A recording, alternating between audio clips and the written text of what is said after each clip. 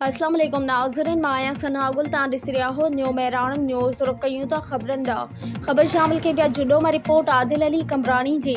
जदीद तरीन biometric system के बावजूद तालका जुडो के प्राइमरी स्कूल ते ताला। बायोमेट्रिक स्टाफ की कारकर्दगी ते सवालिया निशान। District education officer primary Mirpur खास नबी बख्श गुरगेस जो तालका के स्कूलन के सरप्राइज़ विज़िट ते स्कूलन जो मुकम्मल बंद पहलू आ, जेको अॼु जे बायोमेट्रिक सिस्टम ते हिकु सवालिया निशान आहे।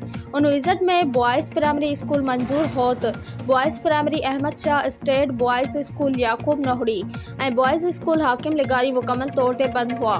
उन जा उस्ताद पिणु गैर हाज़िर हुआ। ॻोठनि जे रहवासियुनि खां मालूमात वरिती त ख़बर पई त गर्मियुनि जे मोकलनि खां पोइ स्कूल खोलिया न आहिनि, जॾहिं त मास्तर जी डेली जी बुनियाद ते हाज़िरी लॻाई पई वञे, जंहिं ते डिस्ट्रिक्ट एजुकेशन ऑफिसर प्राइमरी नबी बख्श गुरगेस फौरी तौर ते रिपोर्ट करण जो चयो, इंक्वायरी जो हुकुम ॾिनो। उन बंद स्कूलन जो टीचरनि खे फौरन रिपोर्ट करण जी हिदायत कई वई। डिस्ट्रिक्ट एजुकेशन ऑफिसर प्राइमरी नबी बख्श गुरगेस उन ॿियनि स्कूलन जो भी विज़िट कयो। उस्तादनि स्कूलन खे बहितर करण जी हिदायत कई ऐं तालीमी सरगर्मियुनि जो जाइज़ो पिणु वरितो। उन्हनि खे तालीम ते लेक्चर पिणु ॾिनो। सरप्राइज़ विज़िट टीम में तालका एजुकेशन ऑफिस प्राइमरी जुडो जो मुजतबा सियाल ऐं नवाज़ होत पिणु शामिल हुआ।